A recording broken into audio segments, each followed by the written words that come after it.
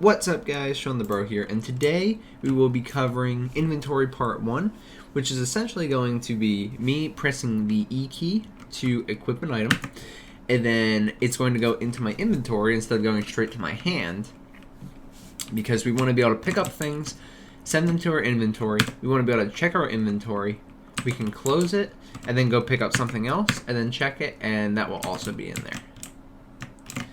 And then in the next episode we will talk about deleting these items, or I guess destroying them from the world once we pick them up, but then being able to retrieve them from our inventory at any given point and attach them to our character. So as opposed to just going up to it and equipping it by walking into it, we now have to press a key, add it to our inventory, and then pull it out and retrieve which one we want. We could also, if we don't have a weapon already, automatically equip it, but that's up to choice, so I'm going to do it this way for now. Okay, so let's get into it. Now, there's going to be a mix of code and blueprints today, but there's nothing too crazy. I think this is going to be one of the more enjoyable episodes, more kind of laid back, but fun because you can see the results pretty quickly. So for starters, let's actually go into the code and make our inventory component. We need two things for this. So one, we need to make something that determines what we can pick up. Now, I don't want us to only be able to pick up weapons. I want us to be able to pick up items.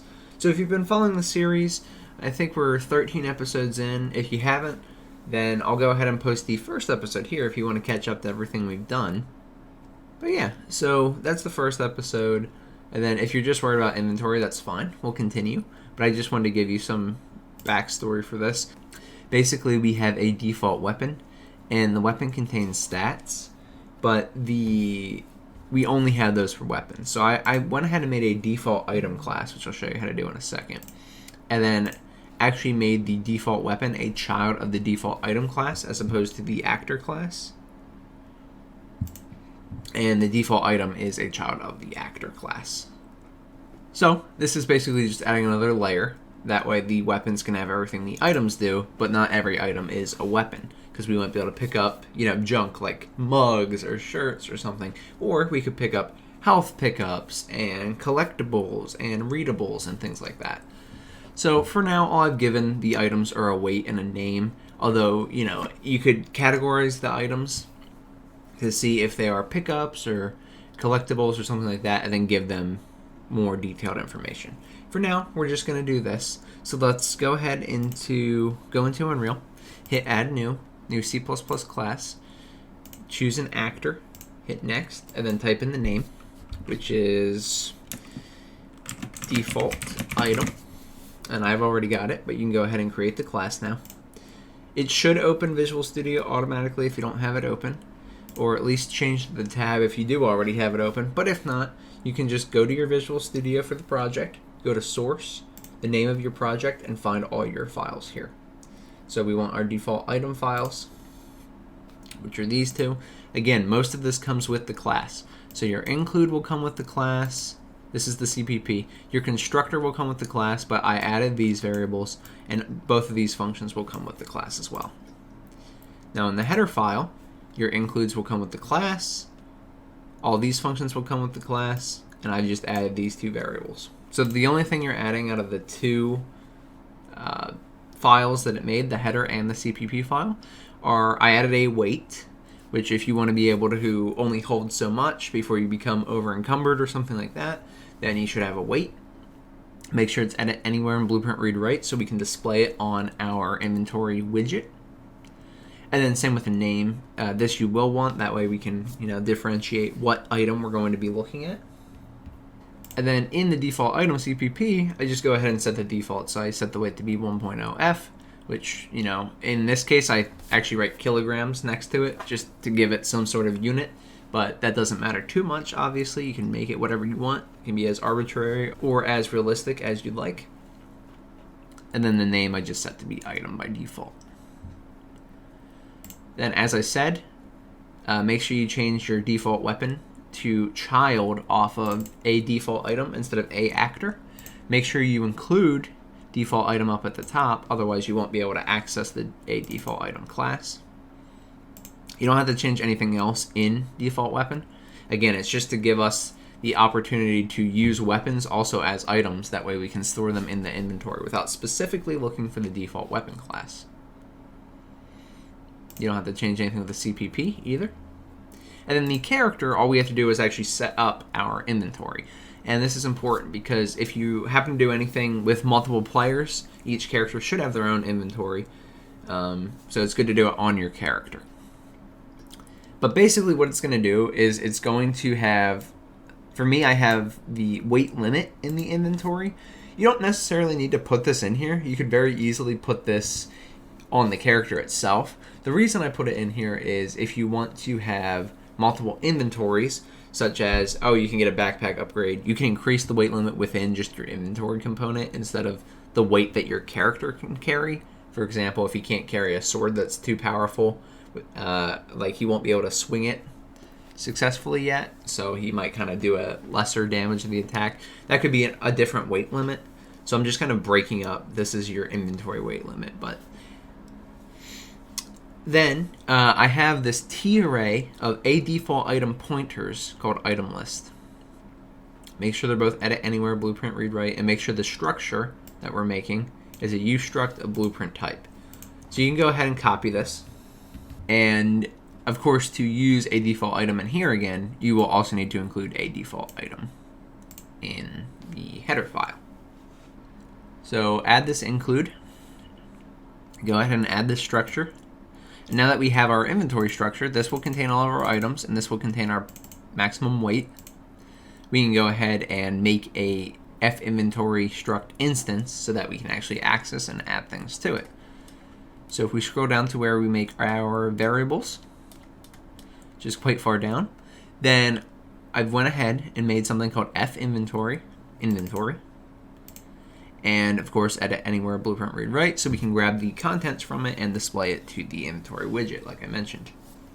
And then you don't have to initialize anything in the inventory since it's a structure, but I'll show you we are going to have an add to inventory function where we can add components to it.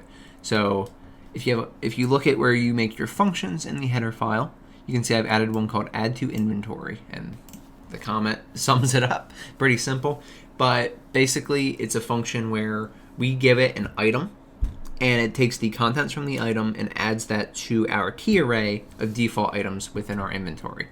So the item that's in the parameter list when we call the function is of this type, and it gets added to this T array. So our item list populates with all the items that we pass into here. Of course, make it blueprint callable if you want to be able to call it from blueprint.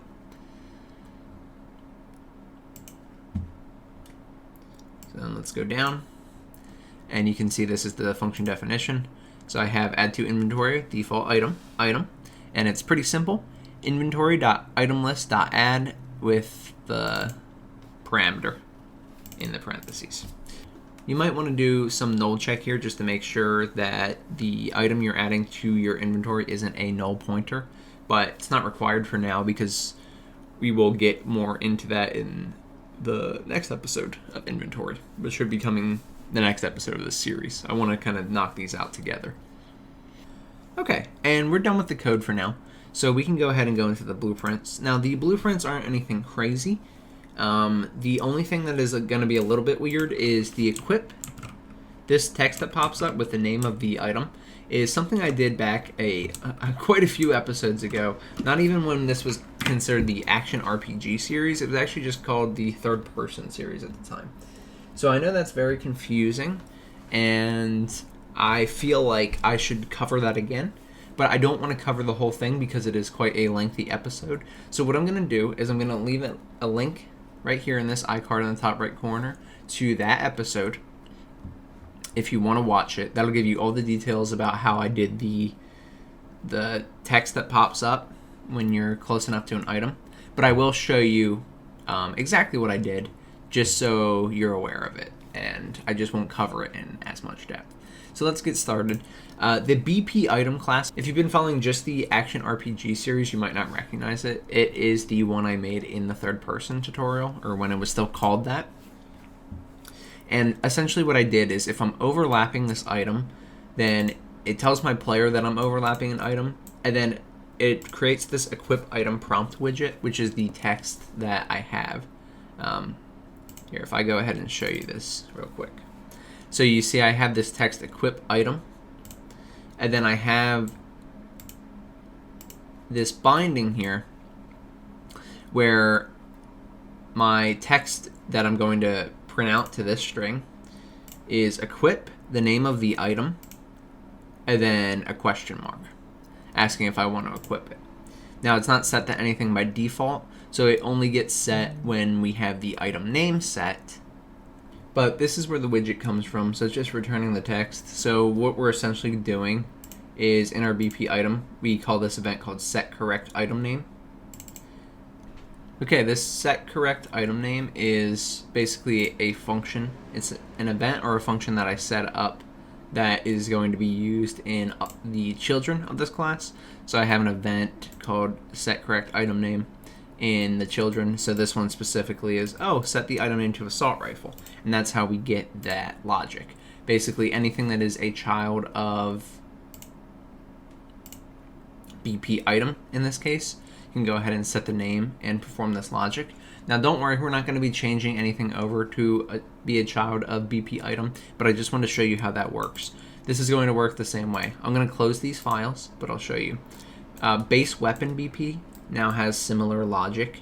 In fact, the exact same logic. When we overlap with it, we're going to tell our character that we are overlapping with an item.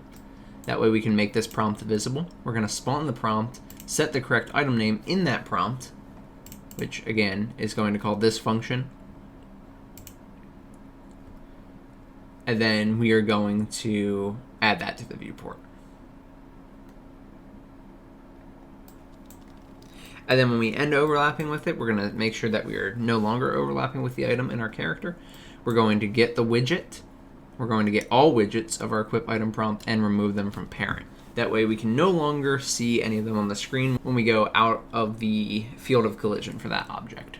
Alright, so just like I did in the BP assault rifle that I had, you see that I'm setting the correct item name and adding this to viewport. If I go to my children of my base weapon BP, which you can see base weapon BP is a child of my default weapon code class, and then the sword, dagger, and axe BPs are all children of my base weapon BP. So all I do is I have my custom event in here. You should just be able to right click and search for it. If you set that function up in the base weapon BP, the set correct item name that has a widget reference. When you call this function, you'll get this event in all your children. You can see they all have it here. All you have to do is set the correct logic and then just call this event. But for each weapon, you need to adjust the name. So if it's the sword, we want it to be recognized as the sword. If it's the dagger, we want to be recognized as the dagger. And if it's the axe, we want to be recognized as the axe. Simple enough.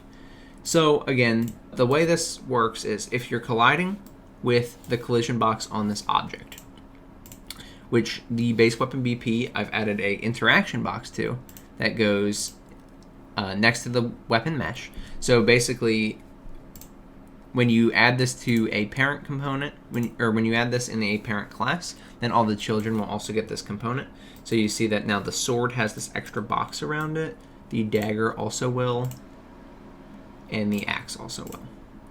So this extra box, you see this outline box, is a collision box. Essentially, we can check if the character is colliding with it simply by clicking on the component, scrolling down, and then looking at on component begin overlap and on component end overlap. If I could get it for you, I'd show you. Here you go. So hit plus on both of these. That's how you get the logic that I was setting up here. You just drag off of other actor, so the actor colliding with the interaction box, and make sure that it is our Gears of War template character, which I know is a terrible name for what this project has become, but this project changed direction twice now, and now we're locked in, so don't worry, but that's why there's some things that are a little bit off. So there you go. Once you're within range, we say, yep, we're overlapping item, and then we go ahead and create this prompt, set the correct item name, and then add it to viewport. When we leave, we say we're not overlapping item, and then we remove it from the viewport. We remove all instances of the equip item prompt from the viewport. So that's how this works. You definitely don't need it to complete the tutorial. It is just for It's just to make it look nicer and to inform the user of what's going on. But if you have a different method in mind, or if you have a way to make it neater, feel free to use it.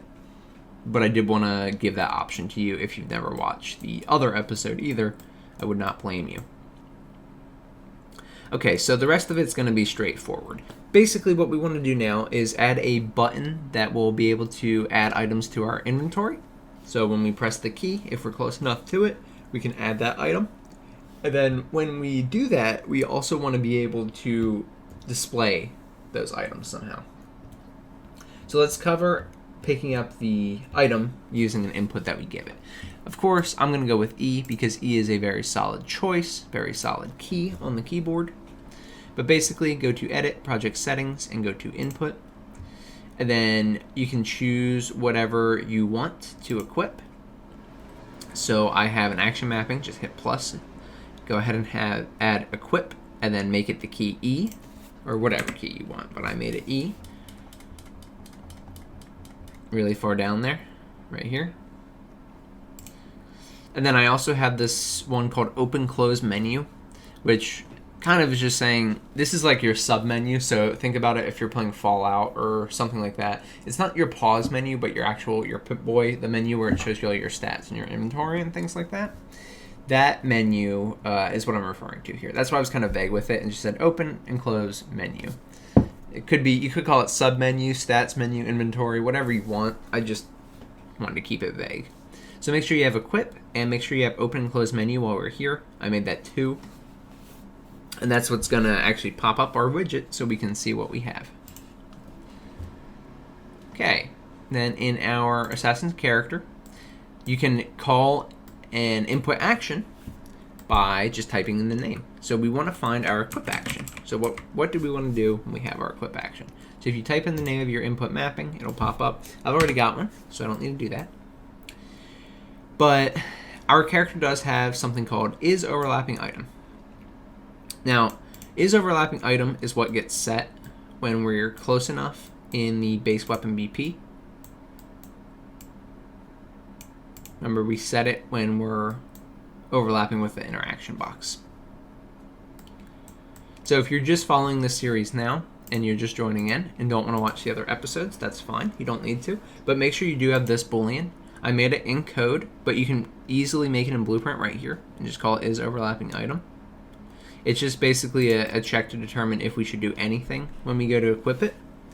It's not even necessary to do. You could completely remove it and it would still work, but it will save you a little bit of time and energy when debugging this later on to see why things are going on.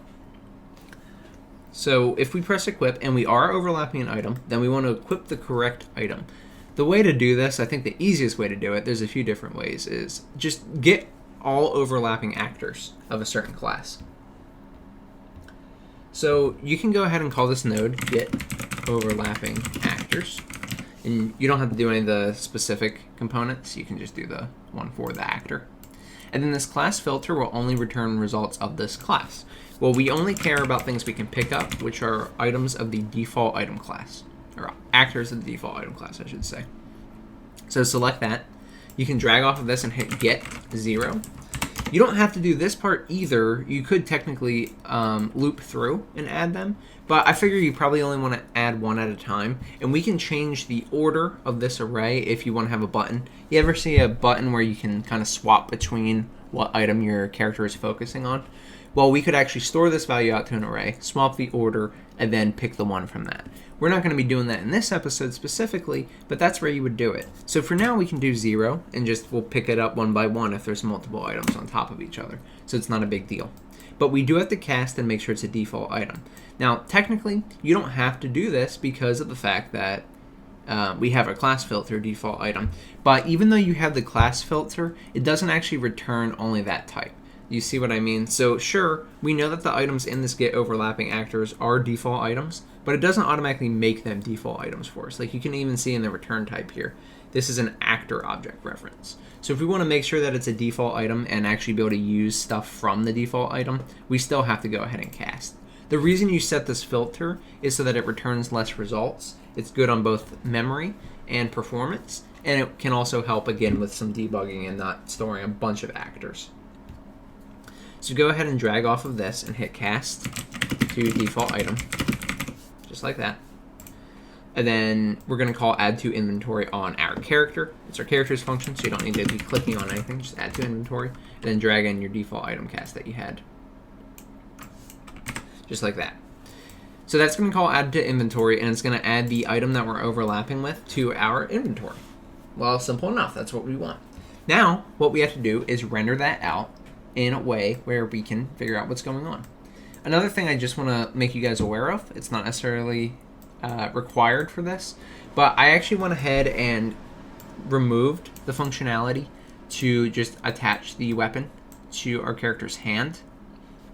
So before we were just doing on collision, we were going ahead and connecting this to the actor that collided with it, and the rest of the logic's the same, or how we attach it to our character's hand. But what I actually do is make an event called attach weapon. Add custom event. Call it attach weapon. And then in my assassin character BP, I'm going to be calling it this when we retrieve the item from our inventory. That way we can attach the weapon to our character. But since we don't want to do it on collision anymore, it's not selected right now, since the other part of the inventory isn't done. So you can see I've left it over here. It will be coming back. But by moving it to a custom event that we're not calling, this logic is still valid, but it doesn't ever get used. And that's what we want right now, because we're not ready for that to get used yet. So just a little note, if you want to disable it. Okay, now we need to actually make our widgets. So essentially what we want to do is make a inventory window, which will store everything in our inventory. And then we want to actually make a single item, a single widget. It's just basically one piece of content. So this is going to be a button that we can press to select it, but it's going to have text on it, item name, and weight. So let's cover making these. Go ahead and hit add new, and user interface is right at the bottom. You won't be able to see it, but you can see the top of this one, widget blueprint. So you can see the very bottom thing is just barely highlighted. You want that right under sounds, and then hit widget blueprint. Make 2 of them. I'll show you where they go. I made one that said single inventory item and inventory window. So single inventory item is this guy. And like I said, he's just a button. I just brought a button onto the screen, resized it to the size I wanted, named it, whatever. And then I brought text and weight text onto the screen. So text for the name and text for the weight.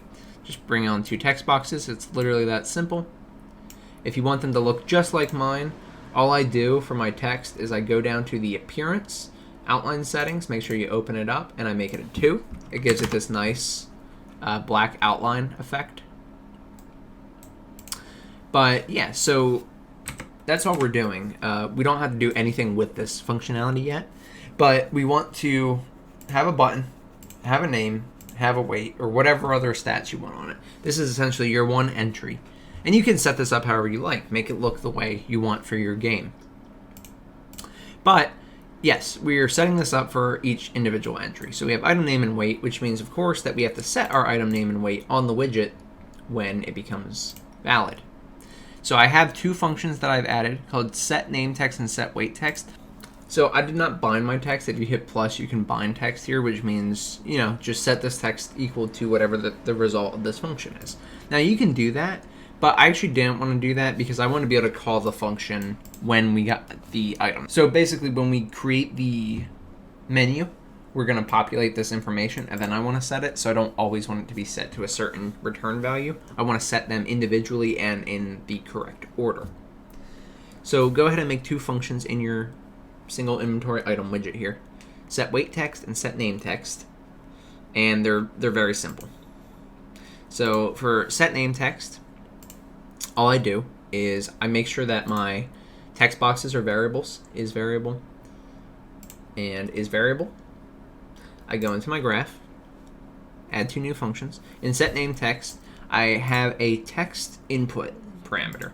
So you can just click on the type, make it a text parameter. The only reason I do this is because your text boxes take in a text variable, so you don't have to do any conversion from string or any of that. And then I also need the item box to call set text. So the way this ends up working is in our set name text function, we're literally going to grab our name text box, call set text, and then we're going to drag in the parameter from our function. So when we call this function, we're just going to pass it the name that we want to add to this button. Simple enough. And the wait text is actually going to work the exact same way, except wait, of course, is a little bit different because it's not just a string. We're going to pass it a straight float. Now, you could pass it a string. It doesn't hurt anything. But I'm just going to pass it a float just to show you that you can. So make sure you add an input, float. You can press this little plus to add inputs, by the way. And then you can actually call append on this. So you won't be able to call it by just searching it up. But append is a string function to add two strings together. You can call append and then drag your float into it. It will automatically do this node, which is a conversion node. And then I go ahead and add kg. You can add your units here. That's the whole point of this. And then I drag it into my set text function. So I bring my wait text on screen, call set text, and then bring in this string, which is then going to do another conversion to text string. So I'm going to delete all this, but that's how I do these two functions. Simple enough. Now the single inventory item widget is actually done now. That's all it does. It's here to store information and display that information on the screen. Our inventory window isn't going to do too much either, but essentially it's going to have a vertical box. You can see that's what this is. It's a vertical box, so literally if you type vertical box, you can bring it on the screen. And what that does is it'll store things in order, like top to bottom, and you can switch the order and things like that, but that's not important right now. So, okay, cool. So bring your vertical box onto the screen, and you don't have to set any specific variables, but make it the size that you want to make it. And then call it inventory elements or whatever, inventory items, something like that. And the VB just stands for vertical box. I make sure it is a variable because I will need to access it to add children to it, which we're going to add the single inventory item as children. And then I go ahead and add an inventory background, which is literally just an image I brought into the screen. I've made it 1920 by 1080, that way it covers my whole screen.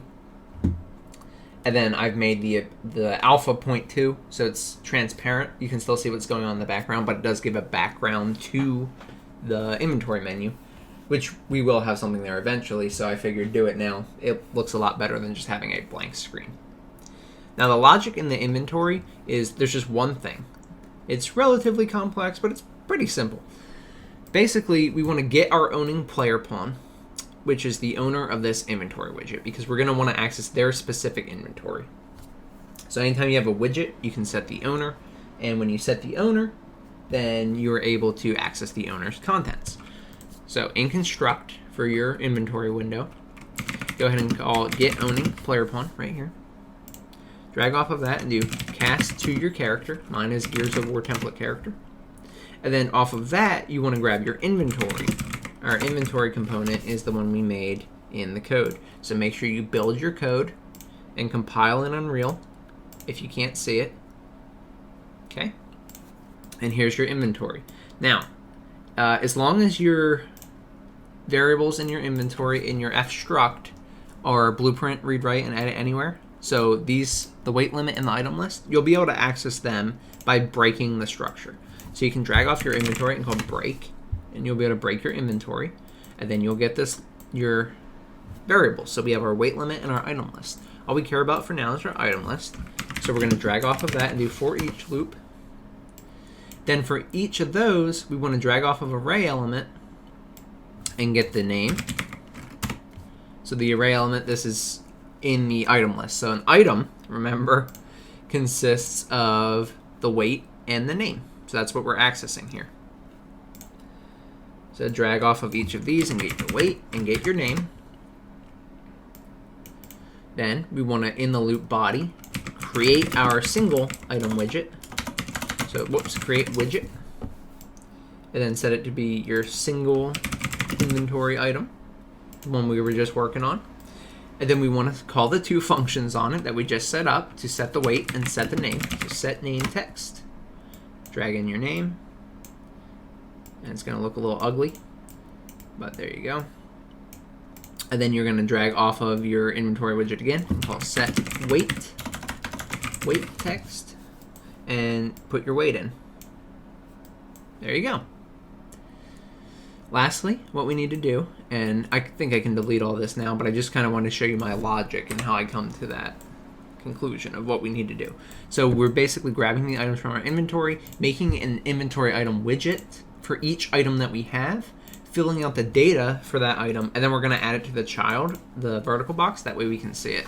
So bring in your inventory elements vertical box, drag off of it, add child, and then bring in the widget that we spawned. You see that? This is the create single inventory item widget. Use that as the content, and then it will add it as a child of that vertical box. So now your vertical box will be filled out with the correct data. Just make sure you go into all your items that you can pick up and set the correct data. So remember that your sword BP, base weapon BP, dagger BP, and axe BP, if you're using the exact same ones that I am, will all have data from the default item. So I can actually pick the name and the weight of these things. And the way you do that is you click on the top part of your component list, like sword BP self in this case. You can see all the things for weapon, but then you can also see all the components for your parent class. So I have weight and name, 1.0 in sword, 0.3 in dagger, and 4.0 in axe. So there you go. That's how you can set all your variables so that they're different for each class. The last thing we need to do is be able to open and close our menu. Otherwise, you won't be able to see the inventory stuff. So remember we did the OpenClose Menu input action, which I bound to the 2 key. So just look for that, whatever you called that action. Again, mine's OpenClose Menu. And we need to check if our inventory menu reference is valid. Now you won't have this yet, so we're going to make it. Go ahead and make a variable, call it inventory menu reference. And it's basically just going to store our inventory window widget reference. That way we know if this is valid or not, meaning if it's on the screen or not already. If it's on the screen, we want to close it when we press the button. If it's not on the screen, we want to open it. So once you made your widget, well, once you made your variable, we're going to set it to be our widget variable type. So you just click on your little variable type here and search for what you're looking for. We're looking for our inventory window widget, and we're going to set an object reference to it. So select this, and then you'll have the correct variable type. Drag it onto the screen, hit get, convert to validated get. This way we can determine if it's valid or not. So when we press the OpenClose Menu button, we want to check if it's valid. And then if it is valid, we want to remove it. If it's not valid, we want to add it.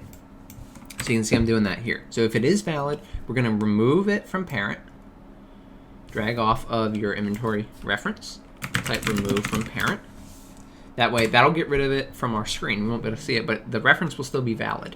So you also want to drag it onto the screen, hit set, and just leave it empty. This will set it to nothing, which makes it not valid. Okay, and then if it's not valid, we want to add it to the screen. So we want to get player controller 0, get player controller, index 0, and we want to create a new widget, which is our inventory widget. Inventory window, and then we want to drag our player controller as the owning player, because remember, the inventory window relies on getting the owning player pawn. So we need to make sure we're setting the owning player here. And then we want to set this for our inventory menu reference, I should say. So just go ahead and drag it like that. And then go ahead and drag off of that and hit add to viewport. And you can see that's all done here. So this will let you open and close the menu. So now we can go around and you should be able to press a key to add it to your inventory. And if you want to be really specific, I don't actually lock the player behind anything, so you can do this while you are walking around. Although take note, it doesn't update. We're updating on construct instead of on tick, since most likely you won't be able to move around with your inventory up. So normally you would never be able to see your inventory while you have control of your character. If for whatever reason you can be able to do that, then you don't want to do your inventory window logic on construct. You'd probably want to do it on tick, or at least on an update function that occurs when something happens, like do it when an event happens, such as picking up an item. But you can see I picked up the sword and the dagger, and they have the correct information. I can put my menu away, pick up the axe. Whoops, I pressed the wrong button. And then I can have the axe in here as well. So now I have all of my contents in here with all the correct data. And of course it goes for more than just weapons, but again, we don't have any other items right now that you can pick up. However, it's the same exact process if it's not a weapon. Just make sure you set the data correctly in your blueprints for it. Even if it's not a child of base weapon, you still need to do the logic to pick up or spawn the equip prompt and set any of the data you want in the class defaults section. Alright guys, thank you so much for watching. This is the first part of inventory. There will probably be at least 3 inventory parts back to back because I have a lot that I want to do with it, and then after that we can update it as needed. But I just want to say thank you. If this video helped you and helps you make the inventory that you want to make, please subscribe. It does more for the channel than anything else you can do, and I just really appreciate it. Really lets me know I'm doing a good job and going in the right direction, and you guys are enjoying the content. If you'd like to come support the channel through memberships, I have 4 membership tiers now. You're more than welcome to check them out and see if you want to support the channel. The tiers all have benefits to them, like you can get these templates for free when they go on the Epic Marketplace and get added to the credits of the games as Patreon supporters or membership supporters. Lastly about that is if you want to support the channel, you can do it through YouTube memberships or Patreon. Anyway, feel free to check those out. If you want to do one or the other, they'll get you the same things, so no worries, just if you're more comfortable with one. If you had any issues with this tutorial or any of my tutorials, feel free to join the Discord. There's a link in the description. You can join it, and I'll be happy to help you with any of the problems you have. Simple enough. Lastly, guys, if you want to come support us on Twitch, we've been struggling through Demon Souls, killed Armor Spider, which was pretty impressive because I hate using shields, and we will not use shields. End of story. And we actually just finished Resident Evil 7. We finished our last stream, so trying to figure out what we should play in the next stream. So if you have any input, feel free to weigh in. Thank you guys so much for watching.